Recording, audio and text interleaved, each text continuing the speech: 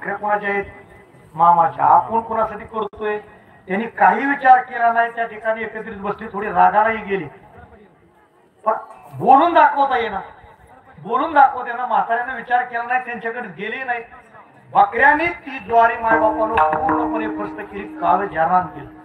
पण एक वैशिष्ट्य आहे, बकऱ्या कधी बी खाताना मायबापा असं फोडून खाल्ल्यासारखं खातात.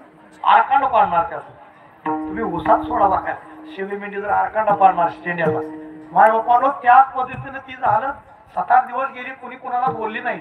म्हाताऱ्यावरती मुलं रागात होती, काहीच बोलली नाही. म्हातारा ते आजोबा 7-10 दिवसानंतर पुन्हा शेताकडे गेलं. जमीन तर काळी भंगार झाली होती, पण आभाळ असं फिरल्यामुळं ती जी बुडके राहिली होती ना, त्यांना 2-2, 3-3 अशा काय आपण म्हणतो त्याला फुट्या फुटल्या. एवढं आश्चर्य माझं. परत त्या म्हाताऱ्यानं त्या विचार केला, नातपुत्याला आल्या, 2-4 पोती हिर्या घेतला आणि हिर्या घेऊन त्या ज्वारीमध्ये त्या गुडक्यामध्ये इसकाटून दिला आणि सोडलं पाणी त्याच्यामध्ये.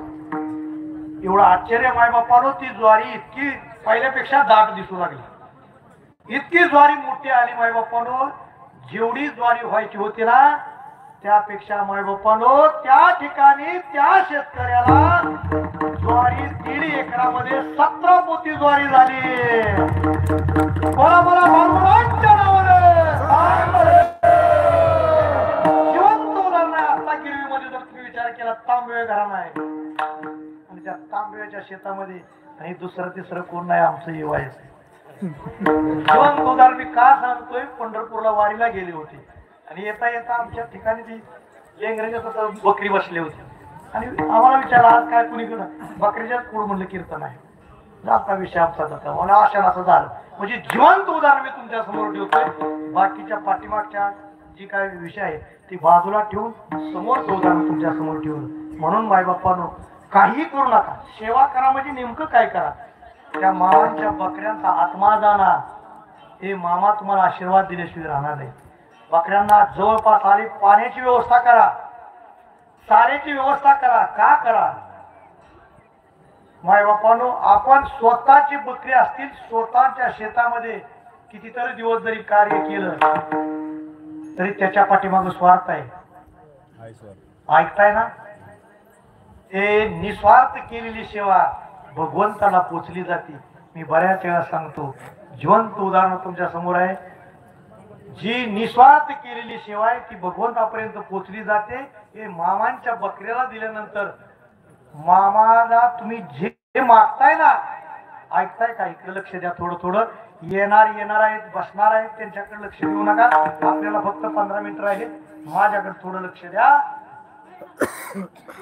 मामांना जर तुम्ही मागितलं तरी मामा मागणाऱ्याला कधी देत नाही, पण जे तुम्हाला लागतंय ते मात्र दिल्याशिवाय मामा राहत नाही. बोला बोला मामाच्या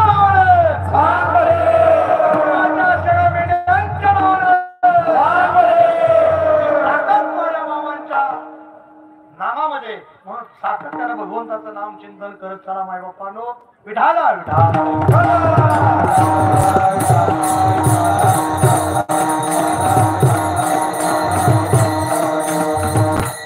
कुणालाही काय दुःख असू द्या, एखाद्याच्या पोटी संतान नसू द्या, माझ्या मेंढी माऊलीच्या कानामध्ये तुम्ही फक्त उल्लेख करा, तिची ओटी भरा. एक गीत आहे बघा मायबापानं, जर आपल्या दारामध्ये जर बकरी आली ना, तिची खणा नारळानं ओटी भरा. का खणा नारळानं ओटी भरा? हे आपली जी एखादी लेक जर आली तर आपण काय करतो, परत जाताना तिची ओटी भरतो. किती महात्म्य आहे मायबापानं. म्हणून मेंढी माऊली आपल्या जवळ आली ना, तिची ओटी भरा, तिच्या गळ्यामध्ये ओटी बांधला. मी का तुम्हाला सांगतोय, मी स्वतः आमच्या विठ्ठल मंदिर आहे, त्याच्या वडाचं झाड आहे आणि एवढं माझं मी मोठं भाग्य आहे की खरंच माझं परम भाग्य समजतो की त्या ठिकाणी आमच्या परिसरामध्ये बकरी आली की उन्हाचं त्या ठिकाणी येऊन बसतात.